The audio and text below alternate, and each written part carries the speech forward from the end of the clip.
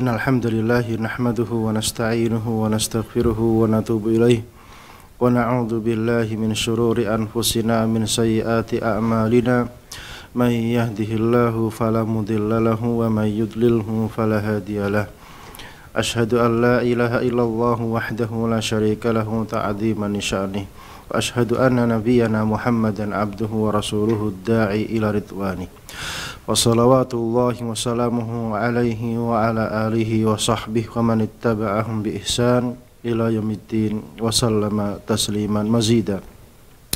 Nas'alullaha azza wa jalla an yuwaffiqana lima yuhibbuhu wa yardah wa an yu'inana ala ta'atihi wa ijtinabi nawahihi wa an yujannibana al-fitan ma dhahara minha wa ma batan wa an yaj'alana Allahu mimman yastami'una al-qawla wa yattabi'una ahsana wa an yu'allimana ma yanfa'una wa yazidana ilman.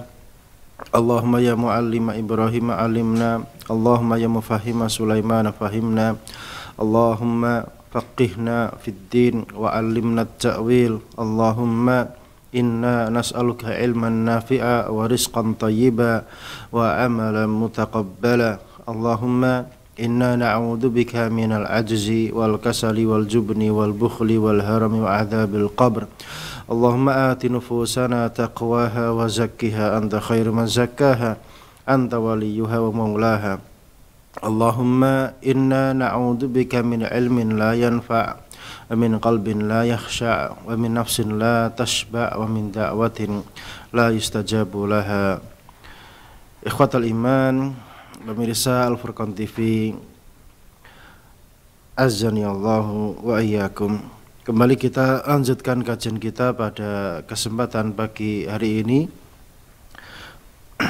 tentang adab-adab haji, dan alhamdulillah kita sudah sampai pada adab haji yang kelima, yaitu di antara adab haji dan umrah adalah mencari kawan yang soleh untuk membersamai dia di dalam proses kegiatan ibadah haji maupun ibadah umrah.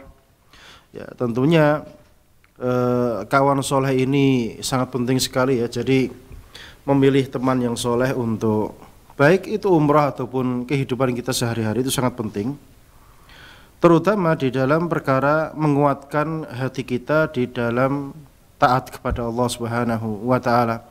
Karena mau tidak mau, terus terang, kita ini manusia, apalagi di zaman fitnah ini lemah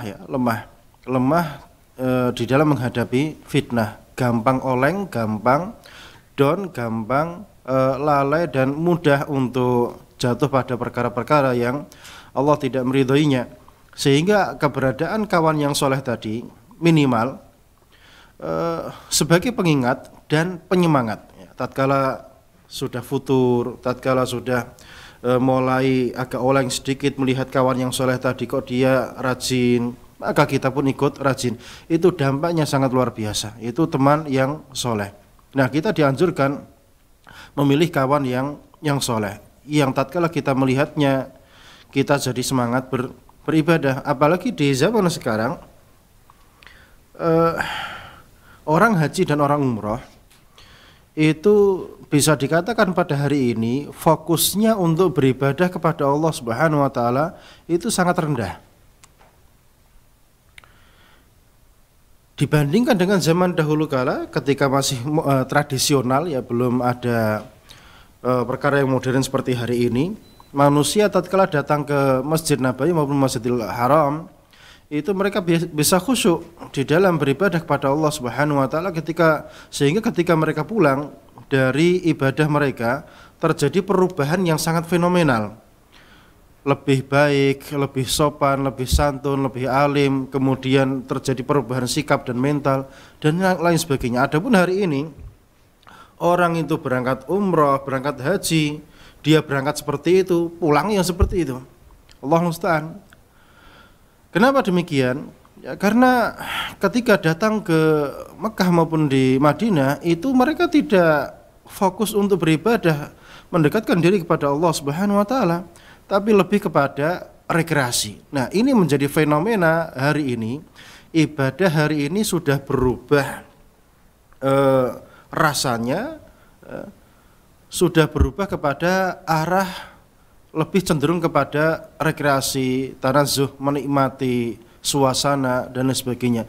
Tidak kepada bagaimana orang itu datang ke sana malah bersimpuh, duduk, sujud, menghambakan diri, mendekatkan diri kepada Allah Subhanahu wa taala. Ini fenomena pada hari ini. Dan jika ini menimpa baik saya pribadi maupun kawan-kawan penuntut ilmu yang lainnya, menimpa kami sendiri, maka bagaimana dengan orang awam? Maka lebih parah. Jadi kami sendiri sebagai para penuntut ilmu itu masih butuh perjuangan di dalam mengikhlaskan niat ini, bagaimana bisa khusyuk, bisa fokus di dalam beribadah kepada Allah Subhanahu wa taala. Ya, maka mendapatkan teman yang soleh, yang rajin beribadah, yang rajin mendekatkan diri kepada Allah Subhanahu wa taala, biidznillah, dengan izin Allah Subhanahu wa taala, maka kawan yang model seperti ini semakin menguatkan tekad kita, semangat kita di dalam beribadah kepada Allah Subhanahu wa taala. Karena berangkat ke Mekah dan ke Madinah ini bayar dan fulusnya besar, dananya gede. Apakah dengan dana yang sebesar itu dihambur-hamburkan tanpa pulang membawa faedah perubahan akhlak, perubahan akidah, perubahan agama, tidak membawa pahala yang banyak? Terus manfaatnya uang yang puluhan juta tadi yang dibayarkan tadi, manfaatnya untuk apa? Sehingga ini harus dipikir, ya, direnungkan dalam-dalam bahwasanya datang ke Mekah dan ke Madinah itu dalam rangka beribadah, mendekatkan diri kepada Allah Subhanahu wa taala, dan di sana kalau bisa belajar kepada para ulamanya sekaligus, sehingga pulang juga membawa ilmu syar'i. Adapun hari ini subhanallah, travel ini nanti akan dimintai pertanggungjawaban oleh Allah Subhanahu wa taala, karena mereka sangat memanjakan jamaah, dimanjakan dengan khidmah, dengan layanan-layanan yang sifatnya duniawi, dan layanan ukhrawinya tidak begitu ditekankan, sehingga yang terjadi adalah kerusakan. Jamaah itu sendiri. Jadi jamaah mendapati kerusakan hati mereka gara-gara apa? Ya, layanan-layanan daripada travel ini yang memanjakan para jamaahnya. Dimanjakan rekreasi sana sini, dimanjakan, pokoknya travel ini memanjakan jamaahnya dalam perkara duniawi, tidak mengingatkan mereka pada perkara ukhrawi. Maka ini menjadi tanggung jawab yang berat di akhirat kelak. Karena Anda melayani mereka untuk beribadah kepada Allah Subhanahu wa taala, bukan melayani mereka untuk perkara duniawi. Ya, sehingga ini menjadi peringatan bersama, sehingga siapapun yang diberikan kenikmatan Allah Subhanahu wa taala mengampu program ini, perkara ini, maka hendaknya mengarahkan manusia kepada perkara yang bisa membawa kepada kemaslahatan mereka, maslahat ukhrawi, maslahat ibadahnya, dibimbing ibadahnya, bagaimana bisa fokus semangat ibadah kepada Allah Subhanahu wa taala. Ini perkara yang penting. Ini perkara yang tidak bisa diremehkan. Dan para jamaah hendaknya juga sadar bahwasanya Anda datang ke kota Mekah dan ke kota Madinah itu dalam rangka mendekatkan diri kepada Allah Subhanahu wa taala, bukan untuk rekreasi, bukan untuk cuci mata. Kalau cuci mata ngapain jauh-jauh ke kota Mekah dan Madinah, buang-buang uang. Ya, cukup di tempat yang dekat saja, ya, habis bensin 10.000 cukup. Ke pantai atau kemana situ, tidak perlu jauh-jauh ke sana. Adapun ke sana tujuannya adalah untuk ibadah kepada Allah Subhanahu wa taala. Sehingga Anda pun juga jangan manja ke sana. Ke sana cuma mikir makanannya enak, nanti dapat makanan apa dan sebagainya. Bukan untuk itu Anda datang ke kota Mekah dan ke kota Madinah. Ya, kedatangan Anda ke sana itu dalam rangka menguatkan batin, menguatkan iman dengan beribadah, karena mendapatkan tempat yang terbaik di muka bumi ini, yaitu Mekah dan Madinah. Ini perkara yang penting. Jadi dari sisi travelnya juga seharusnya memberikan, mengingatkan, membimbing untuk bisa beribadah, semangat ibadah kepada Allah Subhanahu wa taala, dan jamaahnya juga tidak selayaknya itu manja dengan pelayanan. Jadi manjanya ini bimbingan ibadah, contoh ibadah, sehingga ustadz yang membimbing pun juga ustadz yang ini memberikan contoh teladan ibadah yang semangat luar biasa untuk para jamaahnya, sehingga jamaahnya ini mendapati teladan yang baik untuk bagaimana bisa maksimal di dalam beribadah kepada Allah Subhanahu wa taala di dua kota suci tersebut. Ini perkara yang sangat penting untuk diperhatikan. Dan ini fenomena, ya. Saya sendiri kenapa bisa ngomong seperti ini, ya karena melihat sendiri fenomena tersebut di tanah suci tersebut, ya. Sehingga baik itu travel yang sudah nyunah apalagi yang nggak nyunah, ya, perkaranya lebih parah, ya. Duniawi tok, kesana syuting, joget-joget di depan Masjidil Haram, apa tujuannya? Anda tidak paham substansi kedatangan Anda ke sana, sehingga menjadi perkara yang mubadir, tidak membawa manfaat ketika Anda pulang dari tempat yang terbaik tersebut. Padahal zaman dulu kakek-kakek kita, nenek-nenek kita kalau berangkat haji, berangkat umrah pulang, itu Masya Allah terjadi perubahan yang luar biasa. Kenapa hari ini nggak didapatkan? Ini harus kita renungkan, harus kita introspeksi diri, harus kita perbaiki ke depannya, sehingga nanti ketika berangkat haji maupun umrah itu perkara-perkara kebaikan yang didapatkan maksimal di dalam perkara ibadahnya, perkara ukhrawinya, pulang membawa pahala yang begitu banyak.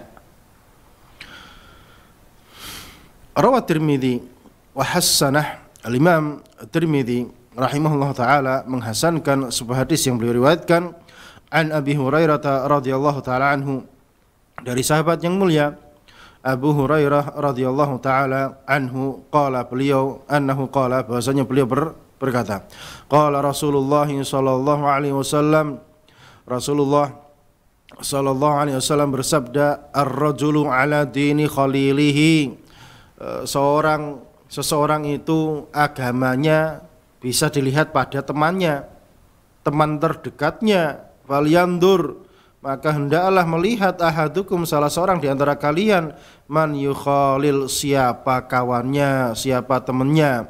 Wa fi riwayatin li Ahmad, dan di dalam riwayat Imam Ahmad rahimahullah taala, man yukhalid, lihatlah siapa yang sering kumpul sama dia. Ini sudah bisa dilihat bagaimana hakikat agama orang tersebut.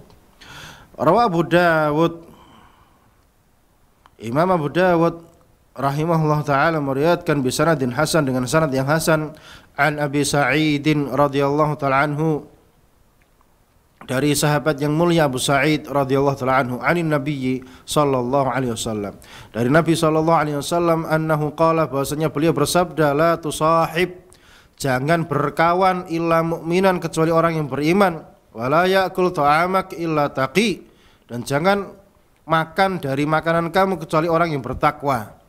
Jadi kalau kumpul-kumpul cari kawan, jangan cari kawan yang suka main-main, suka buang-buang waktu, lebih mengedepankan perkara duniawi, jangan.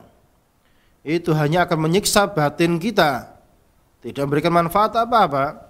Dan jadi kawan-kawan yang duniawi itu hanya sekedar kenal dan dekat gitu saja cukup, tapi tidak perlu sering-sering kumpul dengan orang-orang yang sifatnya duniawi. Hidupnya, ambisinya duniawi, kerja, cari uang dan seterusnya. Jangan cari kawan yang seperti itu. Makanya kawan-kawan yang model-model cari uang, kumpulkan dunia, walaupun dia sudah nyunah, sudah kenal sunnah, maka postingannya pun yang diupload itu ya rata-rata ya makanan, jalan-jalan, perkara-perkara yang tidak bermanfaat, sehingga tidak perlu berkawan dengan kawan yang model seperti itu. Iya, secara duniawi dia menggiurkan lahan basah, tapi secara akhirat itu tidak membawa manfaat yang signifikan, bahkan bisa menggembosi kualitas agama kita, menggembosi kualitas ibadah, semangat takarrub kita kepada Allah Subhanahu wa taala. Sehingga pilihlah kawan yang soleh. Jadi jangan berkawan dengan kawan yang sifatnya dia waktunya lebih banyak untuk dunianya daripada untuk perkara akhiratnya. Jadi kawan yang waktunya lebih banyak untuk perkara akhiratnya, baca kitab-kitabnya para ulama, mubahasah, bahsul masail, murajaah Al-Quran, ngafal Al-Quran, ngafal hadis, ngafal. Nah, kalau dapat teman seperti itu, datangi deket-deket sama dia, walaupun nggak ngobrol, dah di sampingnya aja. Itu akan membawa dampak yang luar biasa. Jadi lihat dia saja kayak gini, lihat loh, itu sudah membawa dampak. Tapi kalau Anda kumpulnya sama orang yang suka traveling, suka naik gunung, suka panjat gunung, suka naik pohon, suka panen durian, kemudian disyuting, dipoto, diupload, kemudian disebarkan, itu enggak membawa dampak iman sama sekali, hanya senda gurau, hanya begejekan isinya. Enggak membawa manfaat apa-apa. Jauhi teman-teman seperti itu, hanya cukup kenal saja, kenal, akrab, udah cukup. Tapi kumpul-kumpul sering-sering jangan. Itu merusak hati kawan-kawan model seperti itu. Jadi yang paling baik, jadi intinya akrab itu nggak harus banyak ngobrol. Berteman itu nggak harus ngobrol ngerumpi, enggak. Wes pokoknya lihat orang soleh, oh itu sering sholat di situ, ya udah. Sering-sering sholat di tempat itu. Ya nanti lihat saja, itu sudah manfaatnya luar biasa. Itu sangat bermanfaat. Nah, kenapa lebih suka perkara duniawi? Memang setan itu sukanya kita itu perkara yang duniawi. Makanya kalau ada perkara-perkara duniawi, main-main, jalan-jalan, gampang ikut ya, gampang ikut. Tapi kalau perkaranya ukhrawi, setan ini sengaja ya. Setan sengaja membisikin kita jangan ikut. Ya itu makanya hati kita ini sebetulnya sudah mengenali mana yang baik, mana yang tidak baik. Pokoknya kalau baik itu hati kita berat melakukannya, kalau jelek itu ya, mudah melakukannya. Itu secara tabiat ya, secara tabiat. Wa fi sahihaini, dan di dalam Sahih Bukhari dan Muslim, an Nabi Musa al-Asy'ari radhiyallahu ta'ala anhu, dari sahabat yang mulia Abu Sa'id Al-Khudri radhiyallahu ta'ala anhu, anin Nabi sallallahu alaihi wasallam annahu qala, dari Nabi sallallahu alaihi wasallam bahwasanya beliau bersabda, innama mathalul jalisis salihi, perumpamaan teman duduk yang soleh, wal jalisis su'i, dan teman duduk yang buruk, kahamilil miski, perumpamaannya seperti pembawa minyak wangi, wanafikhil kir, dan tukang besi, pandai besi. Fahamilul miski, maka pemilik atau pedagang minyak wangi tadi, imma an yuhdiyaka wa imma an tabta'a minhu, maka Anda punya dua pilihan. Bisa jadi dia memberi kamu minyak wangi tadi, atau kamu membeli minyak wangi darinya, sehingga kamu dapat minyak wanginya, dapat bau wanginya. Wa imma an tajida minhu rihan thayyibah, atau kamu bisa dapat bau yang seger tadi, bau yang wangi tadi dari penjual minyak wangi. Jadi kamu bisa dikasih, kemungkinan kamu juga bisa beli dari dia, kemungkinan nanti kamu juga baunya juga dapat. Wa nafikhul kir, adapun tukang pandai besi tadi, imma an yahriqa thiyabak, bisa jadi dia tadi, kalau kamu dekat sama dia, nanti bisa-bisa pandai besinya tadi nyiprat kemudian membakar baju kamu. Wa imma an tajida rihan khabitha, atau bisa jadi kamu nanti malah dapat bau yang enggak baik, yang enggak enak, bau yang jelek. Mau yustafat, apa yang bisa kita ambil faedahnya dari hadis yang kita bacakan tadi? Di antaranya yang pertama, al-hathu ala ikhtiyari as-sadiq as-salihi la siyama fis safar. Anjuran kita ini di dalam berkawan milih-milih kawan. Pilih kawan yang soleh di kehidupan kita. Yang repot itu di dalam pergaulan, orang itu lebih suka kawan yang bisa akrab sama kita, yang pinter ngomong, dan pokoknya bisa akrab sama kita, kita nyaman sama dia. Itu terkadang yang dipilih sebagai kawan. Itu salah.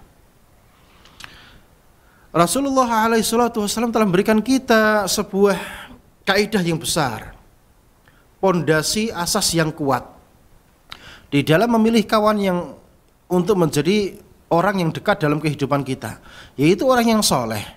Orang soleh. Jadi berkawan dengan orang soleh tadi tujuannya bukan untuk diajak ngobrol. Nanti kalau diajak ngobrol ya nggak soleh namanya. Itu buang-buang waktu. Orang soleh itu orang yang ibadahnya rajin, yang ilmunya itu benar, akidahnya lurus, amalannya itu semangat, belajarnya semangat. Itu orang soleh. Orang yang kayak gitu deket sama dia tapi nggak perlu ngobrol. Dekat saja seperti tadi yang saya bilang, dekat saja nanti melihat dia itu sudah semangat untuk beribadah, semangat untuk belajar, lihat dia murojaahnya kenceng, semangat. Tapi teman yang akrab tadi, yang pinter ngomong tadi itu kebanyakan malah kalau ngomongnya duniawi. Sekarang Anda bayangkan, orang itu kalau pinter ngomongnya banyak, kira-kira ngomong akhirat atau perkara duniawi? Pasti mulutnya tadi akan banyak keluar perkara duniawi, bahkan bisa jatuh pada perkara yang diharamkan oleh Allah Subhanahu wa taala. Makanya sebaik-baik mukmin itu yang mulutnya tidak banyak berbicara. Kalau mulutnya dibuka itu dibuka dalam isi apa? Isinya zikir, Al-Qur'an, kitab-kitabnya para ulama. Itu bagus. Tapi ngomongnya banyak, tidak dalam perkara kebaikan tadi, niscaya akan jatuh pada perkara yang mubah, bisa-bisa jatuh pada perkara yang Allah benci, tidak Allah ridhoi. Sehingga konteks perkawanan itu bukan konteks teman ngobrol.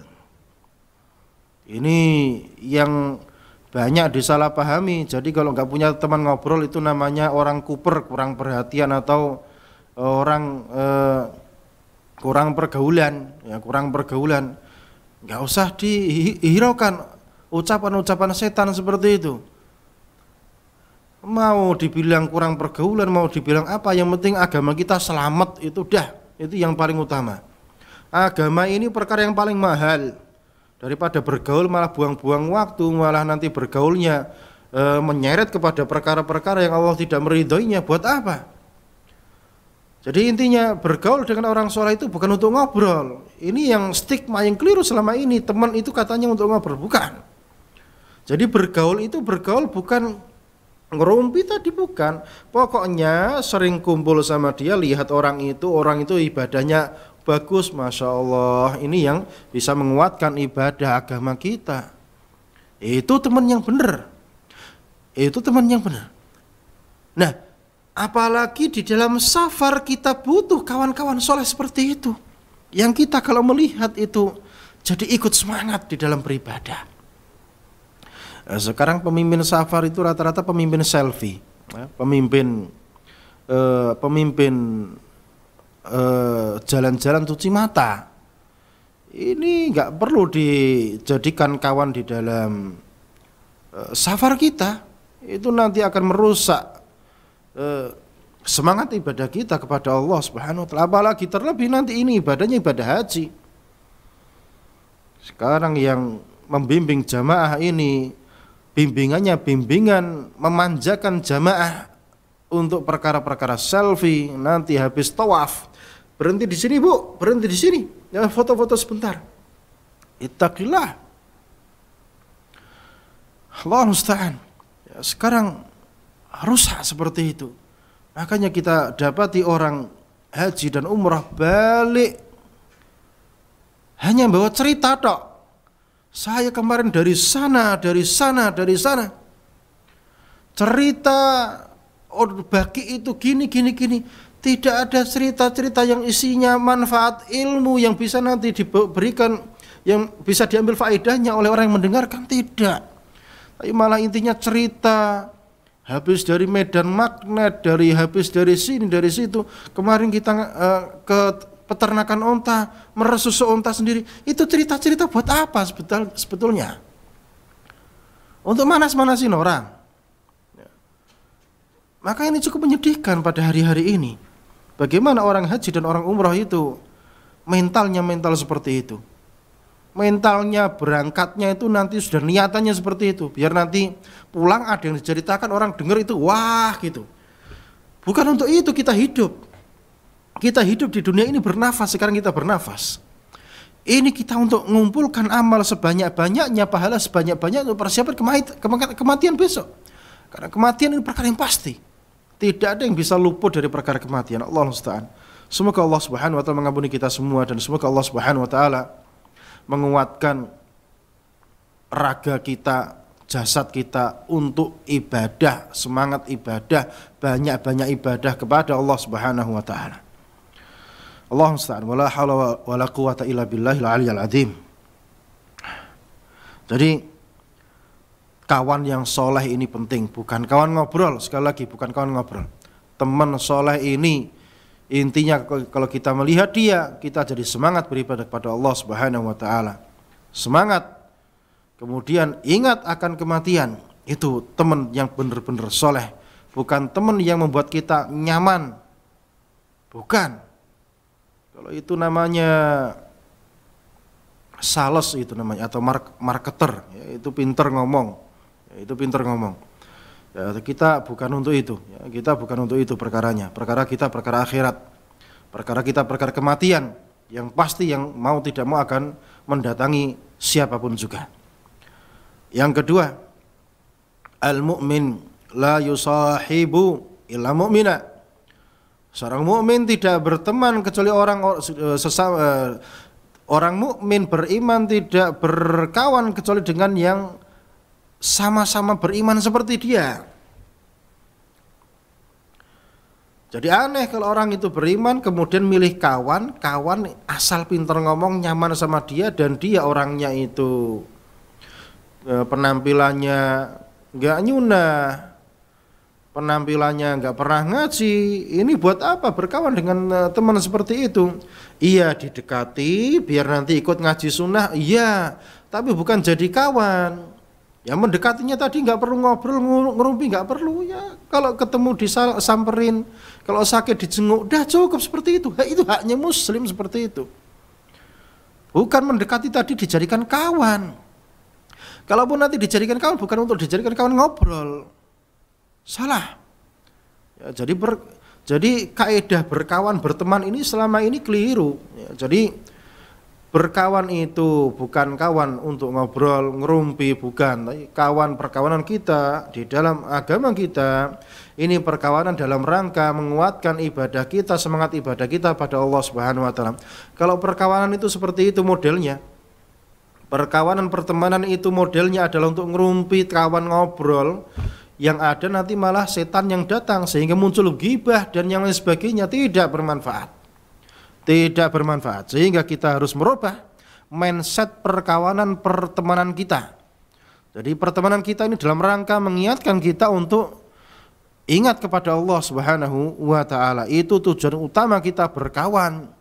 Bukan untuk maslahat duniawi. Orang sekarang berkawan itu tujuannya untuk cari maslahat duniawi. Oh, dia ada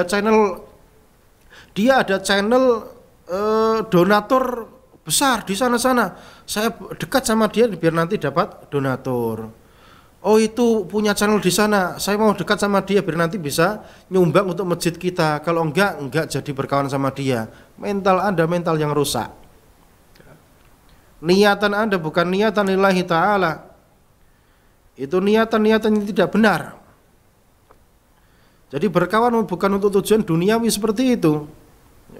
Jadi tujuan kita berkawan itu adalah untuk perkara akhirat, bukan untuk perkara-perkara yang sifatnya duniawi, bukan untuk perkara yang sifatnya ambisi duniawi. Oh, dia ini bisnisnya gede, saya mau berkawan sama dia biar nanti siapa tahu kecipratan bisa jadi partner bisnis dia, bisa gini, bisa gini. Jangan berkawan untuk tujuan seperti itu. Ya. Jadi membangun relasi nggak ada masalah.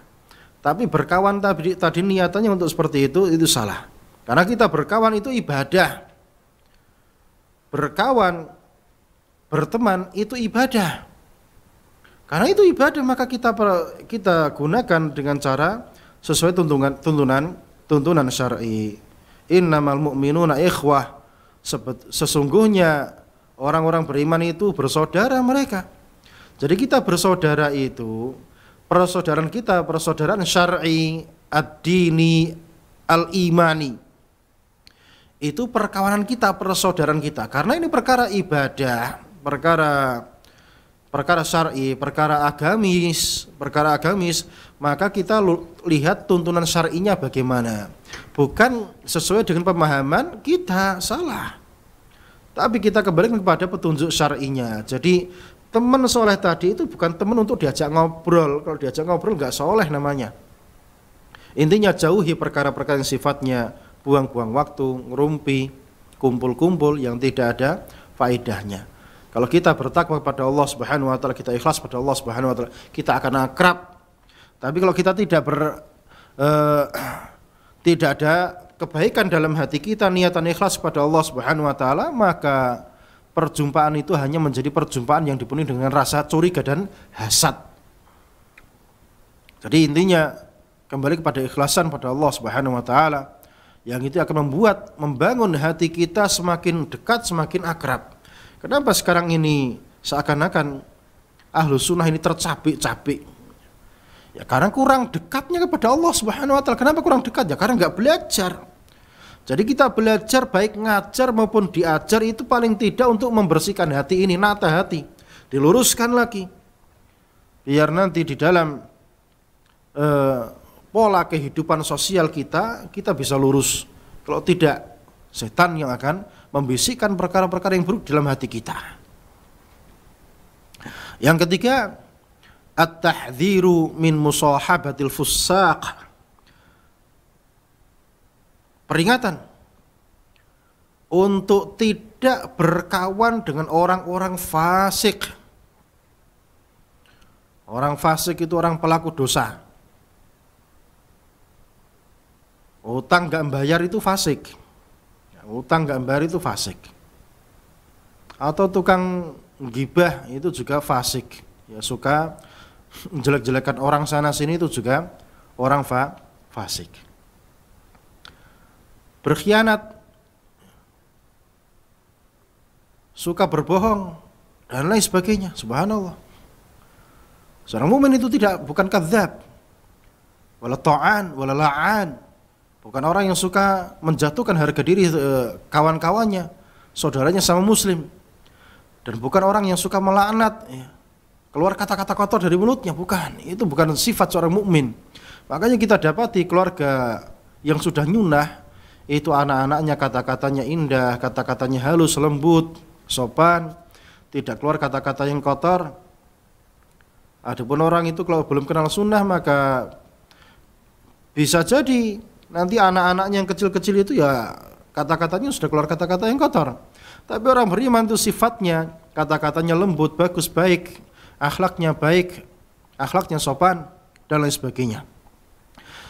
Jadi kawan yang fasik itu merusak karena dia ambisinya itu duniawi. Maka jangan berkawan dengan orang yang fasik, itu merusak. Itu merusak agama kita. Jauhi, cari kawan-kawan yang bisa menguatkan agama kita, menguatkan iman kita, menguatkan keikhlasan kita. Itu kawan yang harus kita cari. Bukan kawan-kawan yang malah melemahkan semangat ibadah kita kepada Allah Subhanahu wa ta'ala.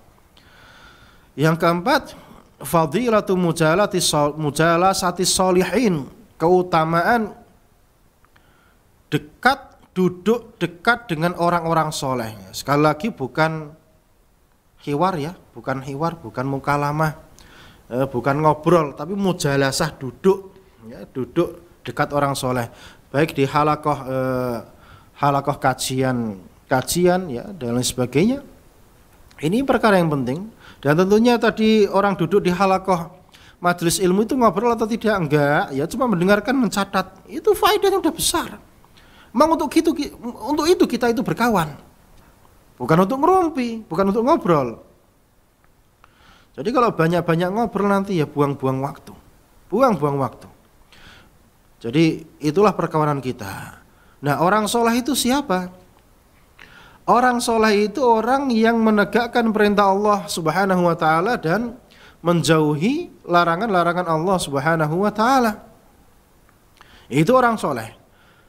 Berarti orang yang gak soleh itu apa? Yang meninggalkan perintah Allah dan melanggar larangan-larangan Allah Subhanahu wa taala. Itu orang yang gak soleh, orang fasik. Berarti orang soleh itu kalau begitu definisinya, maka orang soleh itu ada dua macam. Yang pertama, soleh yang muqtasid. Yang kedua, soleh yang sabiqun ilal khairat. Itu orang soleh yang hanya mengerjakan perkara-perkara yang wajib saja, meninggalkan yang haram-haram saja. Ini orang soleh model pertama. Orang soleh model kedua, dia mengerjakan perkara yang wajib plus yang sunnah-sunnah dia kejar. Meninggalkan yang haram dan yang makruh-makruh juga dia tinggalkan. Dan tidak banyak berkutat di perkara yang mubah. Makanya kita dapati para salaf kita, pendahulu kita zaman-zaman awal itu bagaimana mereka hidup mereka 24 jam, sama hidupnya sama seperti kita, 24 jam. Tapi isinya kalau kita lihat riwayat-riwayat para salaf itu, kita dapati isinya itu penuh dengan ketakwaan, ibadah kepada Allah Subhanahu wa taala. Saya sering bercerita kepada santri-santri saya. Imam Ahmad rahimahullah taala, salah satu imam Ahlus Sunnah wal Jamaah, pendiri madhab Hambali. Imam Ahmad bin Hanbal rahimahullah ta'ala. Bayangkan, sholatnya dalam sehari semalam yang sunnah itu minimal 300 rakaat. 300 rakaat, Pak. Bayangkan. Berarti orang itu kalau sholatnya sehari yang sholat sunnahnya itu 300 rakaat, bisa dibayangkan kira-kira ada waktu kosong. Maka bisa dipastikan waktunya itu hampir itu penuh dengan perkara ketakwaan kepada Allah Subhanahu wa taala. Makanya kondisi mereka itu baik. Adapun kita, saya pribadi masih belum sampai ke sana. Dan saya berharap mohon pada Allah Subhanahu wa taala, ini untuk saya dan kepada semua kaum muslimin yang mendengarkan kajian ini. Semoga Allah memberikan saya dan Anda semua semangat beribadah, mendekatkan diri kepada Allah Subhanahu wa taala sehingga tidak ada waktu yang terbuang sia-sia untuk perkara yang mubah, diisi dengan perkara-perkara kebajikan, kebaikan dalam rangka untuk persiapan kematian. Sedekah niatannya untuk kematian, untuk bekal kematian. Berbuat baik, mendatangi kerabat niatannya untuk persiapan kematian, untuk bekal akhirat. Itu yang seharusnya kita kejar. Makanya para salaf kita itu waktunya penuh dengan perkara-perkara kebaikan. Adapun hari ini nyunah, kalau sudah nyunah sudah sampai pada puncak kebahagiaan, keliru. Anda nyunah, hijrah itu setelah hijrah sibuk belajar agama. Bukan sibuk membuat kumpulan sepeda motor besar, kumpulan akhwat berniqab, kumpulan kelompok masak. Ini Anda cuma penampilan tok, nanti malah bisa menyesatkan banyak manusia. Kalau tidak faqih di dalam beragama, jangan pamer perkara-perkara seperti itu. Nanti mindsetnya, dikiranya sama orang sunnah itu seperti itu. Ya kalau kayak gitu apa bedanya sama orang-orang yang dahulu belum hijrah, geng-gengan, kumpul-kumpul. Bukan untuk itu.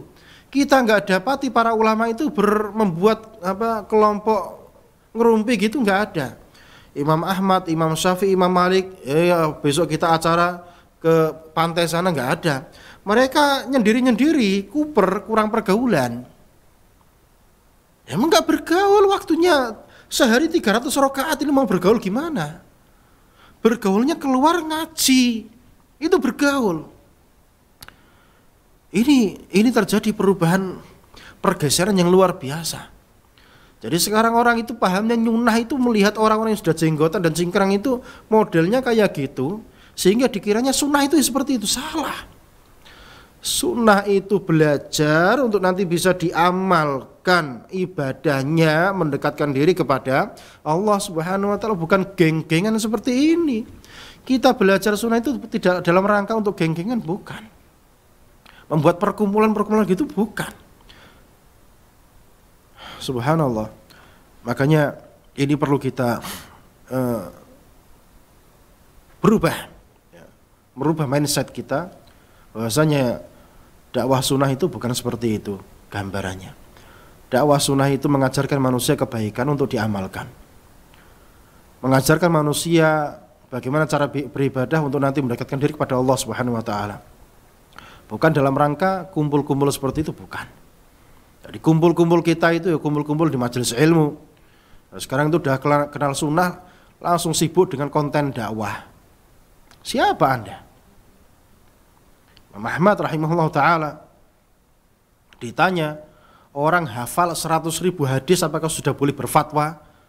Enggak boleh, kata beliau.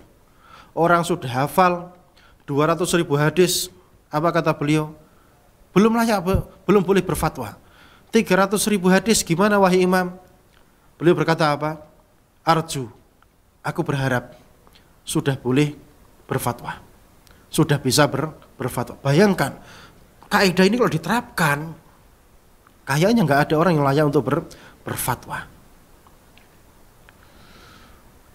Sehingga ini menjadi renungan besar bagi kita semua, bahwasanya perkara yang berat. Perkara yang berat. Jangan sampai manusia itu taunya sunnah itu gara-gara Anda, sehingga sunnah itu cuma modal jenggot panjang dan celana cingkrang. Padahal hakikatnya sama dengan orang awam yang belum kenal dengan sunnah. Jadi Anda jangan merusak mindset sunnah itu sendiri. Lebih baik diam, tidak tampil. Berikan contoh saja, contoh rajin ibadah ke masjid, rajin berbuat baik kepada orang, ihsan, ketemu orang senyum, salam. Contohkan yang itu tok. Enggak usah bermanuver. Orang belum ngaji bermanuver. Mau apa? Tujuannya mau apa? Kita ini dakwah itu ibadah untuk cari perkara bekal akhirat. Bukan untuk tampil, bukan. Biar dikenal ini saya ini siapa, bukan. Intinya memberikan wajangan-wajangan seperti ini pun juga untuk perkara kebaikan, merubah mental, merubah niatan, merubah hati, merubah semangat, menjadi lebih bersemangat untuk nanti bekal ke akhirat. Itu tujuan utama kita. Baik. Di antara adab-adab haji yang keenam adalah kitabatu al-wasiyah, menulis wasiat. Fafi sahihaini, di dalam Sahih Bukhari dan Muslim, an Abdullah bin Umar, dari Abdullah bin Umar radhiyallahu taala anhuma, anna Rasulullah sallallahu alaihi wasallam qala, bahwasanya Rasulullah sallallahu alaihi wasallam bersabda, ma haqqum ri'in muslimin lahu syai'un yusi fihi yabitu lailataini illa wa wasiyatuhu maktubatun indah. Ma haqqum ri'in muslim, tidaklah hak seorang muslim, lahum syai'un yusi fihi, dia punya sesuatu berwasiat di dalamnya, yabitu lailataini, dia bermalam 2 malam, illa wa wasiyatuhu maktubatun indah, kecuali wasiatnya itu sudah dia tulis untuk nanti dikerjakan setelah kematian. Jadi intinya seorang muslim itu hendaknya membuat wasiat untuk perkara kematiannya esok. Maistafat yang bisa diambil faedahnya dari hadis tadi, masyru'iyatu al-wasiyati bidawabitiha syar'iyyah, diperintahkannya membuat wasiat. Kita ini semuanya diperintahkan membuat wasiat untuk kematian besok. Jadi setelah kematian nanti buat wasiat. Tentunya wasiat yang sesuai dengan perkara syar'i. Ya, jadi tidak boleh kita membuat wasiat yang isinya perkara yang haram, tidak boleh. Tolong nanti kalau mati kuburannya itu dibangun yang megah. Haram wasiat seperti ini. Ya, saya berwasiat nanti kalau mati nanti kuburannya itu dibuat model bangunannya seperti mobil Mercedes gitu. Haram. Haram. Jadi wasiat itu wasiat yang syar'i. Wasiat yang sesuai dengan ajaran agama kita. Wasiat bangun masjid misalnya, sedekah, berbuat ihsan kepada anak yatim, mendanai para penuntut ilmu syar'i yang nanti diharapkan nanti mereka bisa berdakwah sehingga ilmunya itu bermanfaat dan pahalanya balik kepada kita. Itu harapannya. Itu perkara-perkara wasiat yang syar'i. Kemudian wasiat juga tidak boleh ditujukan kepada ahli waris sehingga menghalangi ahli waris yang lain untuk mendapatkan jatahnya. Ini tidak diperbolehkan. Jadi intinya kita diperintahkan membuat wasiat, tapi wasiatnya wasiat itu yang perkara-perkara yang syar'i, bukan wasiat yang isinya perkara yang menyelisihi syariat agama kita. Yang kedua, al-hathu 'alal mubadarati, anjuran untuk bersegera bil a'mal shalihah, mengerjakan amalan yang saleh. Yang ketiga, at-tanbih 'ala isti'dad lil yaumil akhir. Wasiat itu tentunya membuat kita sadar, mengingatkan kita untuk persiapan kematian besok. Jadi sebaik-baik peringatan itu peringatan kematian. Maka sebaik-baik perkara kita ini bisa soleh itu sering-sering diingatkan dengan perkara kematian. Pak Takmir, besok sampai ini bakal mati. Anda kalau mati nanti ditanya sama Allah Subhanahu wa taala. Lantas Anda mau menjawab apa nanti? Menghalangi dakwah sunnah masuk ke masjid. Lebih suka manusia itu bodoh. Anda takmir, ketua takmir. Anda pengurus. Anda akan dimintai pertanggungjawabannya oleh Allah Subhanahu wa taala besok kelak. Dakwah sunnah itu yang diridhoi Allah Subhanahu wa taala. Anda membencinya, kenapa? Anda menghalang-halanginya, kenapa? Anda akan berdiri di hadapan Allah Subhanahu wa taala, akan ditanya. Kenapa Anda malah menghalangi manusia mengenal ajaran agama Islam? Jadi siapapun yang menghalang-halangi agama Allah ini tersebar di muka bumi ini, ingat besok Anda akan mati. Siapapun Anda, setinggi apapun jabatan Anda, sehebat apapun Anda besok akan mati. Jadi biarkan sunnah ini tersebar di masjid-masjid Allah Subhanahu wa taala. Anda sebagai takmir, Anda sebagai pengurus yayasan ini, yayasan itu, pengurus ini dan itu, jangan halangi manusia belajar sunnah. Jika Anda menghalangi, Anda besok akan mati. Kematian itu dekat, tidak lama. Anda akan diminta pertanggungjawaban di hadapan Allah Subhanahu wa taala.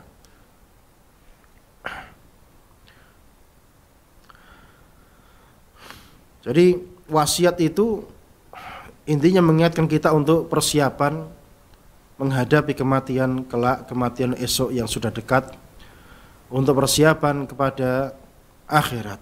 Yang keempat, hirsus sahabati, semangatnya para sahabat ala naqli, semangatnya para sahabat di dalam menukilkan jami' aqwalin Nabi sallallahu alaihi wasallam, di dalam menukilkan kepada kita, menyampaikan kepada kita semua sabda-sabda Nabi sallallahu alaihi wasallam. Jadi tidak ada perkara apapun kecuali disampaikan kepada kita dari Rasulullah sallallahu alaihi wasallam. Kenapa? Kok semua yang berkaitan dengan Rasulullah sallallahu alaihi wasallam itu disampaikan kepada kita? Dikarenakan Rasulullah itu, seandainya beliau itu bilang A saja gitu, itu sudah sunnah, perkara baik. Apa buktinya? Laqad kana lakum fi Rasulillahi uswatun hasanah liman kana yarjullaha wal yawmal akhir. Sungguh telah ada suri teladan yang baik pada diri Rasulullah sallallahu alaihi wasallam. Jadi zatnya Rasulullah, dirinya Rasulullah sallallahu alaihi wasallam itu baik, uswatun hasanah, contoh kebaikan. Siapa yang mengatakan itu? Allah Subhanahu wa taala. Allah telah mengatakan Rasulullah Muhammad sallallahu alaihi wasallam ini contoh kebaikan pada dirinya. Berarti apapun yang bersumber pada diri Rasulullah sallallahu alaihi wasallam itu semuanya kebaikan. Makanya para sahabat tidak pernah meninggalkan apapun itu, sekecil apapun dari Rasulullah, sampaikan kepada kita. Sampai Rasulullah berkeringat, keringatnya itu ditadai pakai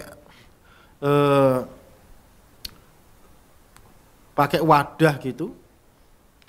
Keringatnya netes, padahal keringat orang keringatnya netes saja diriwayatkan kepada kita. Itulah Rasulullah sallallahu alaihi wasallam, manusia terbaik di muka bumi ini. Sehingga apapun yang berasal dari Rasulullah alaihi wasallam itu pasti kebaikan. Tidur nyamping kanan, kemudian berkeringat-keringatnya itu banyak, kemudian sahabat melihat Rasulullah bercucuran keringat, maka segera dimanfaatkan keringatnya tadi. Dan apa kata sahabat yang melihatkan ini? Keringatnya wangi. Berarti Rasulullah SAW itu nggak pernah baunya itu nggak enak, itu nggak pernah.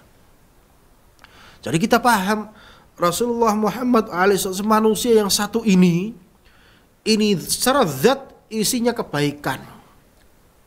Jadi dari tidurnya sampai bangun tidurnya semuanya kebaikan. Contoh kebaikan, proyek kebaikan. Sehingga para sahabat menukilkan apa saja yang mereka lihat dari Rasulullah SAW kepada kita. Semuanya dinukilkan. Itu dalam perkara yang sifatnya duniawi saja baik gitu loh. Keringat itu apakah itu perkara ukhrawi? Enggak. Perkara duniawi. Tapi itu karena dari Rasulullah SAW maka baik. Maka dinukilkan kepada kita. Seperti contoh, ada orang bertani korma, kemudian bertanya kepada Rasulullah apakah nanti dilikohkan atau tidak.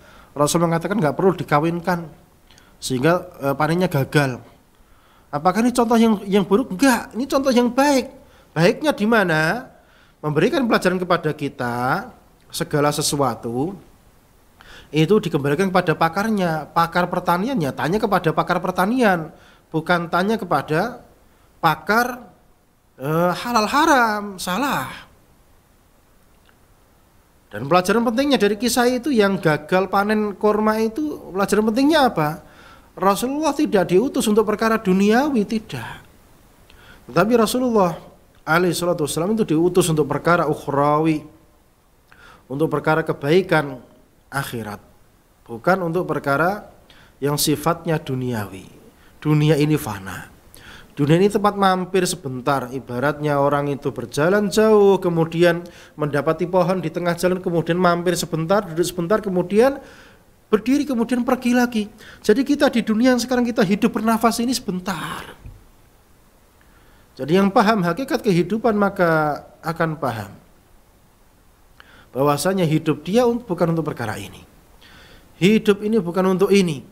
hidup ini untuk perkara persiapan safar yang jauh tadi, akhirat kelak. Akhirat kelak. Jadi dunia ini bukan tujuan kita.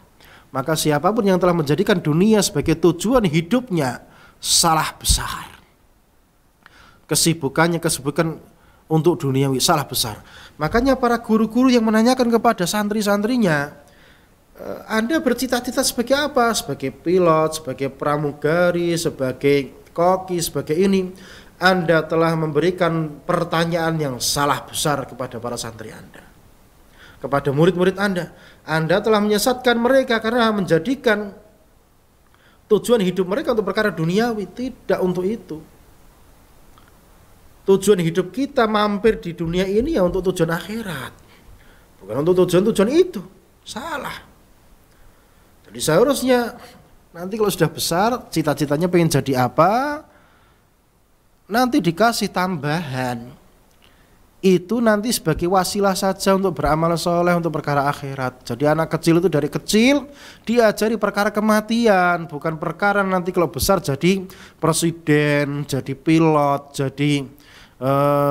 jadi pejuang, jadi ini salah. Ingatkan anak tentang kematian sehingga tahu untuk hidup ini untuk apa, tahu. Makanya anak kecil yang ditanya cita-citanya pengen jadi apa, nggak tahu, ya nggak usah dipaksa, nggak usah dipaksakan, nggak usah dipaksa.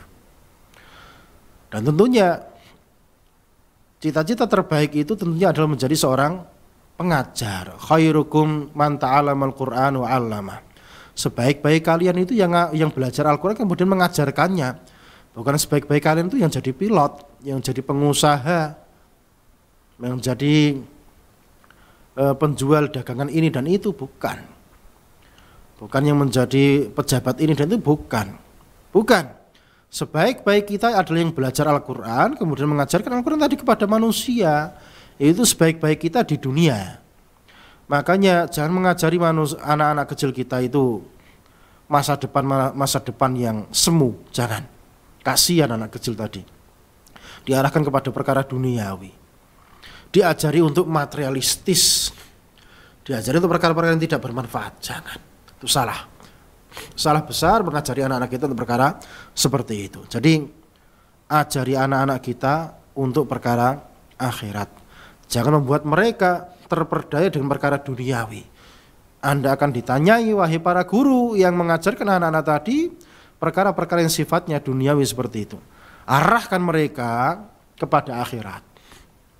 Jangan arahkan mereka kepada perkara duniawi. Sampai yang di pesantren pun sama.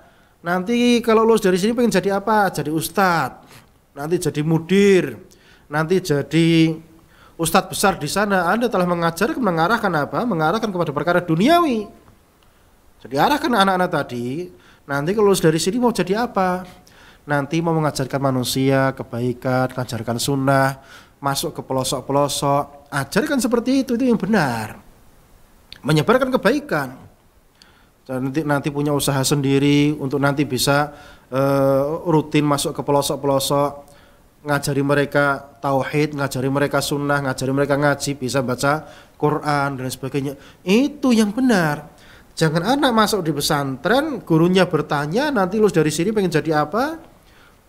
Ente jadi mudir di sana, jadi mudir di sini, jadi ini, jadi itu. Ini duniawi, ini perkara duniawi. Bukan untuk itu kita belajar. Demikian jamaah yang dimuliakan Allah Subhanahu wa taala. Cukup sampai di sini, insyaallah kita akan lanjutkan pada adab-adab yang berikutnya. Semoga perjumpaan kita pada hari ini bermanfaat dan membawa perubahan kepada kita semuanya, menambahkan kekuatan iman pada kita semuanya, dan semoga Allah Subhanahu wa taala memberikan kita ilmu yang bermanfaat dan amal soleh yang menyertai kita dan keberkahan hidup sampai akhir hayat kita, dan kita diberikan penutup hidup dengan husnul khatimah. Barakallahu fikum. Kita tutup dengan doa kafaratul majlis. Subhanakallahumma bihamdika asyhadu an la ilaha illa anta astaghfiruka wa atubu ilaik. Wa sallallahu ala nabiyyina Muhammad wa ala alihi wa sahbihi wasallam. Assalamualaikum warahmatullahi wabarakatuh.